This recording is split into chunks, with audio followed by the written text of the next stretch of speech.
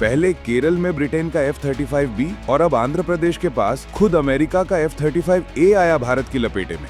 आखिर भारत के सबसे एडवांस रडार सिस्टम IACCS ने दुनिया की सबसे एडवांस्ड F-35 फ्लीट को कैसे पकड़ डाला? क्या अमेरिका सीधे सीधे भारत की जासूसी कर रहा था? क्या वो हमारे श्रीहरिकोटा स्पेसपोर्ट और मिसाइल प्रोग्राम्स के सीक्रेट्स चुराने की कोशिश कर रहा था? जब ब्रिटेन के फाइटर जेट में 35% फ्यूल बाकी था, तो इमरजेंसी का झूठा ड्रामा क्यों किया गया? इस झूठ के पीछे क्या मकसद छिपा था? F-35 का सबसे खतरनाक टेक्नोलॉजिकल राज किल स्विच क्या है? क्या ये सच है कि अमेरिका एक बटन दबाकर भारत के खरीदे हुए फाइटर जेट्स को आसमान में ही कबाड़ बना सकता है? अमेरिका ने अपने सबसे करीबी दोस्त ब्रिटेन तक को F-35 के सोर्स कोड नहीं दिए, तो वो भारत को ये टेक्नोलॉजी क्यों बेचना चाहता है? क्या ये दोस्ती का हाथ है या हमारी गर्दन पकड़ने का एक जाल?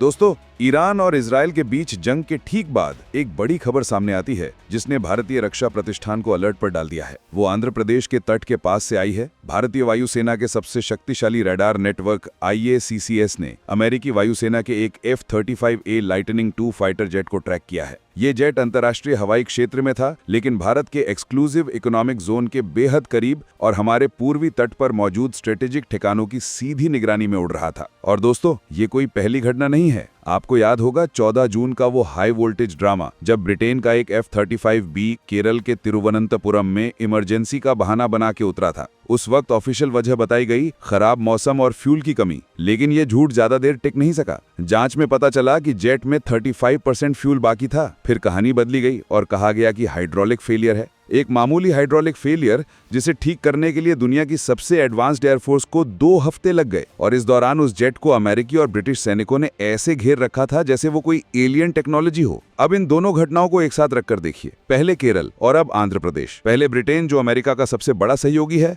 और अब खुद अमेरिका। ये पैटर्न कोई इत्तेफाक नहीं है, ये एक सोचा समझा मिशन है जिसका निशाना है भारत। अब जरा इन लोकेशंस के महत्व को समझिए। केरल का तिरुवनंतपुरम, जहां हमारा विक्रम साराभाई स्पेस सेंटर है, इसरो का प्रपल्शन कॉम्प्लेक्स है और DRDO का नेवल इंटेलिजेंस का गढ़ है। और अब आंध्र प्रदेश का तट। दोस्तों, ये इलाका भारत की आन बान शान का प्रतीक है। यहीं पास में श्रीहरिकोटा में सतीश धवन स्पेस सेंटर है, जहां से भारत अपने सपनों को, अपने सैटेलाइट्स को अनंत अंतरिक्ष में भेजता है। यहीं विशाखापट्टनम में हमारी ईस्टर्न नेवल कमांड का मुख्यालय है, और इसी समुद्री इलाके में हमारी पनडुब्बियों का बेस और मिसाइल टेस्टिंग रेंज है। अब यहीं पर कई सवाल खड़े होते हैं। एक स्टेल्थ फाइटर जेट जिसे कोई रडार नहीं पकड़ सकता, वो गलती से पहले हमारे स्पेस प्रोग्राम के दक्षिणी गेट पर और फिर पूर्वी गेट पर आकर मंडरा रहा है, क्यों? क्या अमेरिका भारत के हर स्ट्रेटेजिक एसेट की मैपिंग कर रहा है? क्या वो जानना चाहता है कि हमारा कौन सा रडार कहाँ है, हमारी मिसाइलें कहाँ तैनात हैं और हमारे सैटेलाइट लॉन्च के सिग्नल कैसे हैं? वो हमारी जासूसी कर रहा है, खुलेआम और दोस्ती का नकाब पहनकर।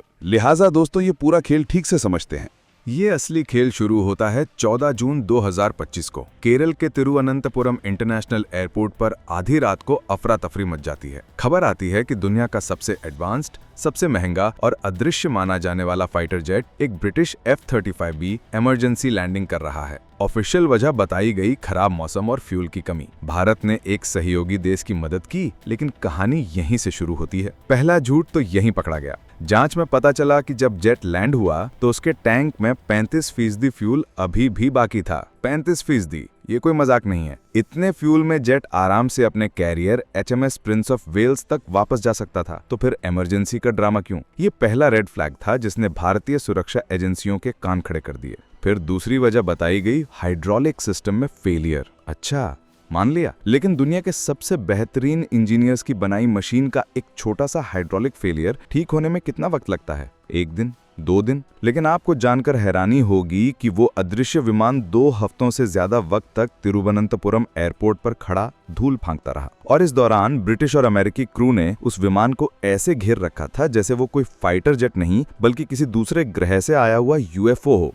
किसी भी भारतीय अधिकारी को पास फटकने की इजाजत नहीं थी। अब जरा दिमाग के घोड़े दौड़ाइए। एक फाइटर जेट जिसमें फ्यूल भी है और जिसकी मामूली खराबी 2 हफ्तों तक ठीक नहीं हो पा रही, वो भारत के एक ऐसे शहर में क्यों उतरता है जो हमारे देश के लिए बेहद संवेदनशील है? दोस्तों, तिरुवनंतपुरम कोई आम शहर नहीं है। ये भारत की शान, हमारे स्पेस प्रोग्राम का दिल है। यहीं पास में है Vikram Sarabhai space centre VSSC, जहां से हमारे रॉकेट आसमान की बुलंदियों को छूते हैं। यहीं पास में है इसरो का लिक्विड प्रोपल्शन सिस्टम सेंटर, और तो और DRDO का नेवल इंटेलिजेंस नेटवर्क और भारत की बेहद जरूरी अंडर सी केबल्स, जिनसे हमारा पूरा डिजिटल कम्युनिकेशन चलता है, वो भी इसी इलाके से गुजरती हैं। अब असली खेल यही था। एक स्टेल्थ फाइटर जेट जिसे कोई रडार नहीं पकड़ सकता, वो गलती से भारत के सबसे बड़े स्ट्रेटेजिक खजाने के दरवाजे पर आके खड़ा हो जाता है। ये कोई इत्तेफाक नहीं है, ये एक सोची समझी साजिश की गंध देता है। क्या F-35 यहाँ हमारी मिसाइलों,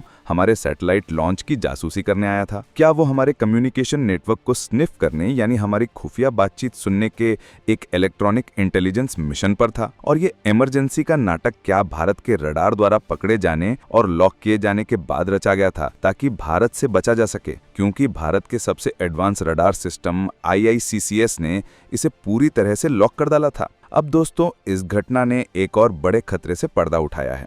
वो खतरा है F-35 खुद। भारत पिछले कुछ सालों से इस फाइटर जेट को खरीदने पर विचार कर रहा है। अमेरिका हमें ये लॉलीपॉप दिखा रहा है कि वो हमें दुनिया की सबसे बेस्ट टेक्नोलॉजी देगा, लेकिन इस लॉलीपॉप के पीछे जहर छिपा है दोस्तों। एक ऐसी टेक्नोलॉजिकल गुलामी का जहर जिससे बाहर निकलना नामुमकिन हो जाएगा। दोस्तों, आपको F-35 का सबसे खतरनाक राज बताता हूँ। इसे कहते हैं किल स्विच। ये एक ऐसा सीक्रेट सॉफ्टवेयर बैकडोर है जो सिर्फ और सिर्फ पेंटागन यानी अमेरिकी रक्षा मंत्रालय के कंट्रोल में है। इसका मतलब ये है कि अगर भारत ने अमेरिका से सैकड़ों F-35 खरीद भी लिए और कल को किसी भी मुद्दे पर भारत और अमेरिका के बीच तनाव पैदा हो गया, तो अमेरिका वॉशिंगटन में बैठे बैठे सिर्फ एक बटन दबाएगा और हमारे सारे हजारों करोड़ रुपए के F-35 आसमान में ही जाम हो जाएंगे। वो उड़ते हुए ताबूत बन जाएंगे। सोचिए, जंग के मैदान में आपका सबसे बड़ा हथियार आपका साथ छोड़ दे क्योंकि उसका रिमोट कंट्रोल किसी और देश के हाथ में है। क्या इससे बड़ा कोई धोखा हो सकता है? और ये कोई हवाई बात नहीं है। अमेरिका ने आज तक अपने सबसे खास, सबसे पुराने साथी यूनाइटेड किंगडम तक को F-35 के सोर्स कोड नहीं दिए हैं। सोर्स कोड मतलब वो चाबी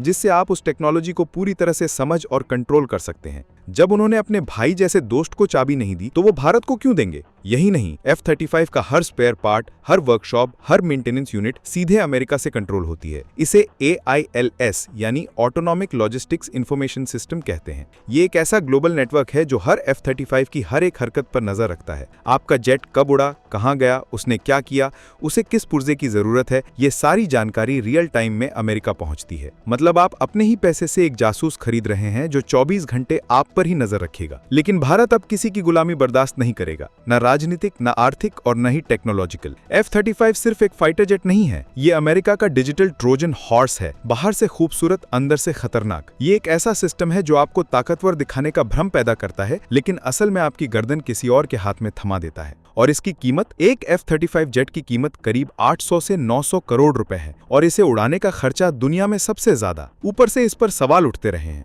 अब तक F-35 प्रोग्राम में 870 से ज्यादा तकनीकी खामियां सामने आ चुकी हैं। तो क्या भारत को इतना महंगा, इतना अविश्वसनीय और इतना संदिग्ध विमान चाहिए जिसका कंट्रोल भी हमारे हाथ में न हो? इस घटना ने हमें एक चेतावनी दी है। एक अलार्म बेल है ये कि हमें विदेशी चमक दमक के पीछे नहीं भागना है। हमें अपनी ताकत पर भरोसा करना होगा। हमारे अपने इंजीनियर्स, हमारे अपने साइंटिस्ट्स, DRDO और HAL दिन रात एक करके हमारे लिए आत्मनिर्भर हथियार बना रहे हैं। हमारा अपना 5th generation fighter jet AIMCA तैयार हो रहा है। नेवी के लिए टेड BF पर काम चल रहा है। हमें इन प्रोजेक्ट्स पर पैसा और भरोसा लगाना होगा। असली ताकत अपनी खुद की बनाई तकनीक में है, किसी से भीख में मिली या खरीदी हुई तकनीक में नहीं। तो सवाल उठता है कि तिरुवनंतपुरम और आंध्र प्रदेश में हुए ड्रामे का असली मकसद क्या है? क्या अमेरिका सिर्फ हमारी जासूसी कर रहा था या वो कुछ और भी टेस्ट कर रहा था? क्या वो ये देखना चाहता था कि भारत ऐसी स्थिति में कैसे रिएक्ट करता है? हमारी डिप्लोमेटिक और मिलिट्री प्रतिक्रिया क्या होती है? क्या वो हिंद महासागर में चीन के साथ साथ भारत की हर हरकत पर भी नजर रखना चाहता है? ये घटना एक सिंपल इमरजेंसी लैंडिंग नहीं थी, ये एक मल्टी लेयर्ड ऑपरेशन था। एक तरफ F-35 की इलेक्ट्रॉनिक आंखें हमारे सीक्रेट्स को स्कैन कर रही थीं, तो दूसरी तरफ पेंटागन में बैठे रणनीतिकार दिल्ली के रिएक्शन को मॉनिटर कर रहे थे। लेकिन वो एक बात भूल गए, ये 21वीं सदी का भारत है, ये नया भारत है। हमारे integrated air command and control system यानी IACS ने उनके अदृश्य F-35 को आसमान में मीलों दूर से ही पहचान लिया था। हमने ना सिर्फ उसे डिटेक्ट किया बल्कि उसकी हर हरकत को ट्रैक किया। ये भारत की ताकत का सबूत है कि तुम कितने भी स्टेल्थ हो, हमारी नजरों से बच नहीं सकते। हमने उनकी तथाकथित इमरजेंसी पर मदद का हाथ बढ़ाया, ये हमारी इंसानियत है। लेकिन हम आंखें बंद करके किसी पर भरोसा कर लें, ये हमारी बेवकूफ़ी नहीं होगी। अब भारत सरकार को इस मामले की एक हाई लेवल इंडिपेंडेंट जांच करवानी चाहिए। DRDO, रॉ और एयरफोर्स की एक जॉइंट टीम को इस पूरे एपिसोड का हर एंगल से विश्लेषण करना होगा और F-35 को खरीदने की डील पर दोबारा और बहुत गंभीरता से सोचने की जरूरत है, क्योंकि देश की सुरक्षा और संप्रभुता से बढ़कर कुछ भी नहीं। दोस्तों, ये कहानी सिर्फ एक फाइटर जेट की नहीं है, ये कहानी है भारत के आत्मसम्मान की। ये कहानी है एक ग्लोबल शतरंज की बिसात की, जहां दोस्त के भेष में दुश्मन छिपे हो सकते हैं। इस पर आपकी क्या राय है? क्या आपको भी लगता है कि F-35 की लैंडिंग एक जासूसी मिशन था? क्या भारत को अमेरिका पर भरोसा करना चाहिए? कमेंट सेक्शन में अपनी राय आग की तरह फैला दीजिए।